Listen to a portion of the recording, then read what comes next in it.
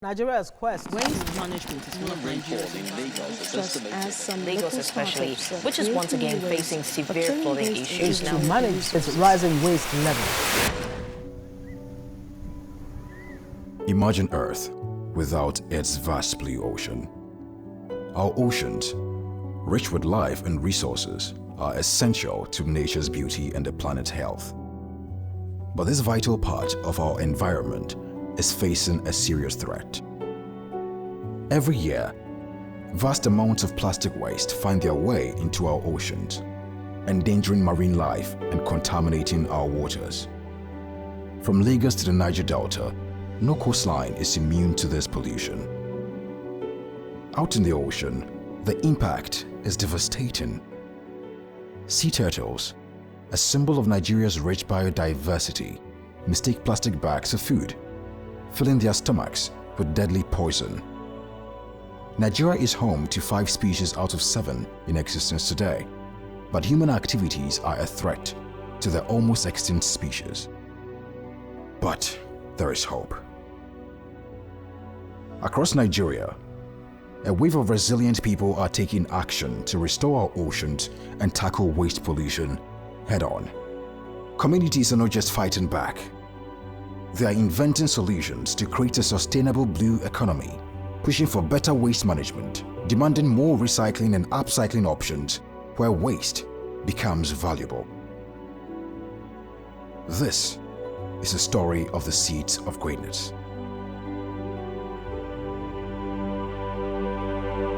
My name is Doyinsola Ogunye. I'm based in Lagos, Nigeria, originally from Ondo State. I'm a lawyer by profession and I love the environment.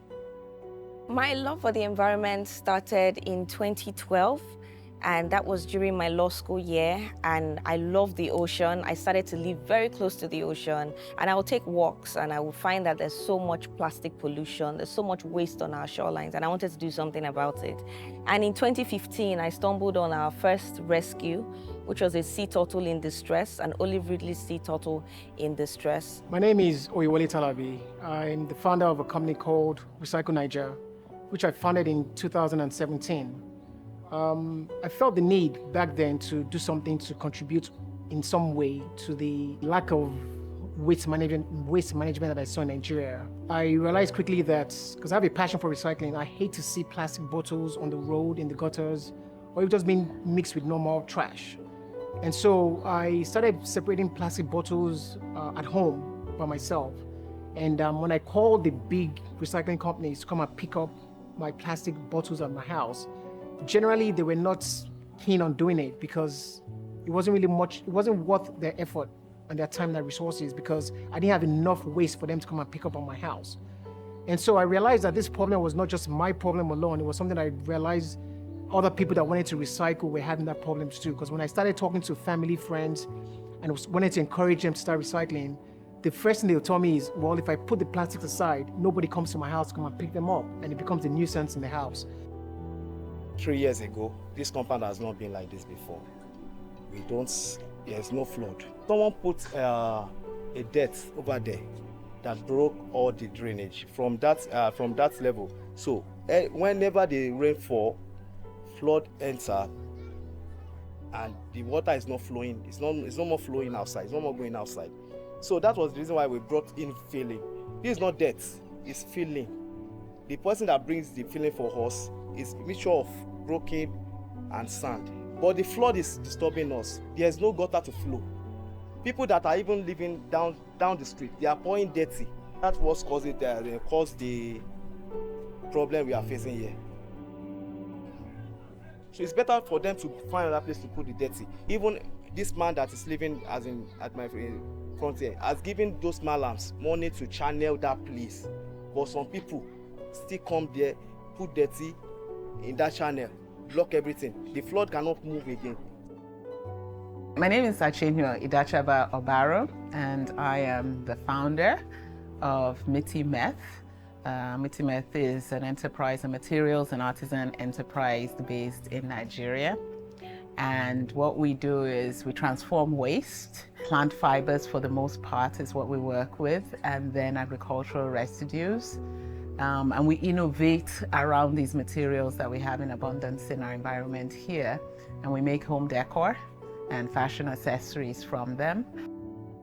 It's interesting where it's the rainy season right now, so we get to see a lot of waste that is blocking the flow. So once there's that obstruction, when it rains, you just cannot defy nature.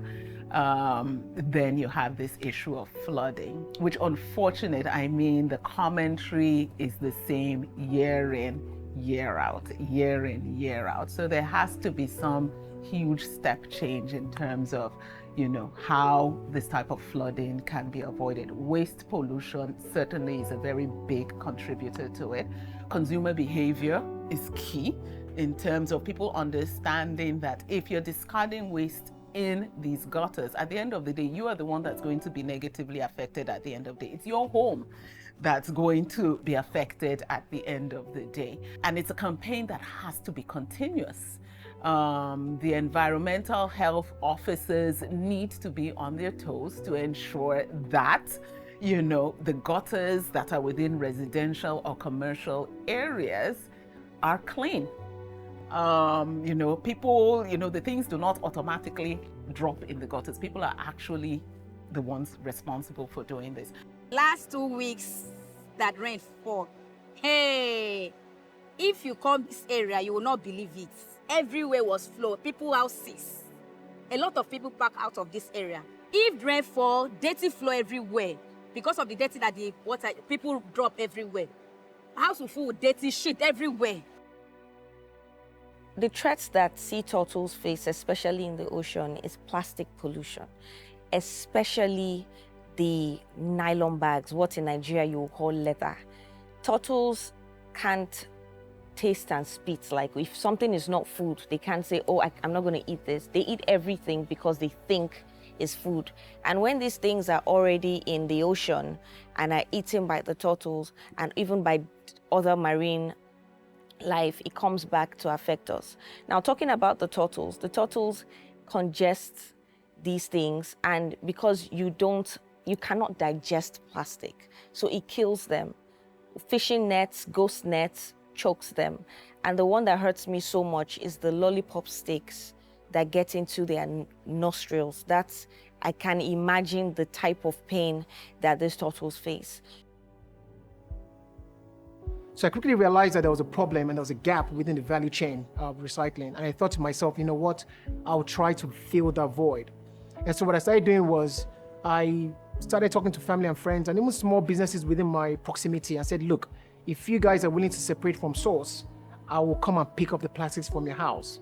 And so what I started doing since 2017 was I aggregate those plastics. I pick up from family, friends, small businesses, and then I have a huge accumulation of plastics in my house, big enough for the big recycling companies to come and pick up. It just bothers me when I go to functions, parties or whatever, and I see plastics just being, mumbled with normal waste. So sometimes I don't mind. I have plastic bags, big bags in my car that I carry with me, and I just whip them out anytime and tell my driver or myself, I say, hey, let's start packing these plastics and take them to my house.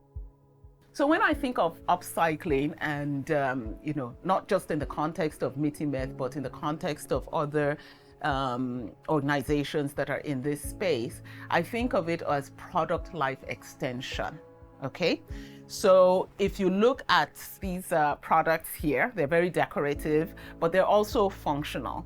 So this is a wine bottle, glass bottle, that the contents have been consumed.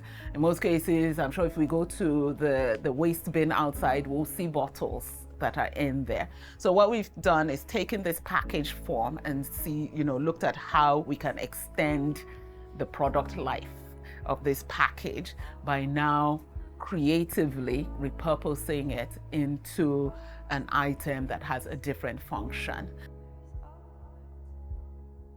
When you look at plastic pollution, you have to apply an integrated approach. So it's not a one size fits all. It's not only one solution. So recycling is one of the solutions, but then you also have to start from the beginning, which is designing for recyclability. So people that are also putting the packaging into the system should also know that they should be adopting sustainable packaging that is available, because that's another issue. So is it available and is it affordable? And then the third thing to look at, if you look at the food and beverage sector, most of the packaging has contact with food. And of course, critically, if you look at that sector too, one very important thing is food safety. So you also want to ensure that the kind of packaging you are using to package your food, which you go to consumers, are going to be eaten. So if the packaging is not right, if it's not sustainable, if it's not safe, which we're talking about food safety, it then affects the product that is put, either the beverage or the food. And over time, it will now also seep into the food, and then it causes poisoning to people, and it becomes a whole lot of issues. And so when we're talking about things like compostable packaging or biodegradable packaging, we also need to start thinking of the shelf life. So how long can that stay before it starts degrading? When we're also promoting alternatives, we also have to start looking at those kind of issues. And a lot of research has to go into understanding the nature of the sustainable packaging or the type of packaging we're talking about, so that on the long run, we're not solving one problem and creating another problem, because of course, the health is priority when you think about things like that. So my message to people, especially people that live in coastal communities, please protect the ocean from plastic pollution. We are the ones that pollute, not the animals, and we are the only ones that can do something about it. We only have one life to live.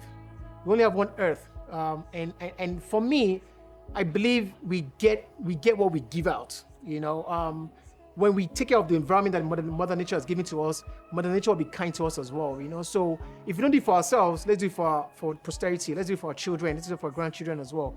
We don't live this life for ourselves. We live it for those that come after us as well. If our grandparents, if our parents did not take care of the environment, we won't have what we have now. So my plea to everyone is, you know, even not for yourself, do it for your children, for your grandchildren, for the next generation to come as well. Recycling is a key part of this effort. By recycling, we can reduce the waste that ends up in our oceans and transform discarded materials into valuable resources. It's a simple, yet impactful way to make a difference. So, let's reduce, reuse, and recycle.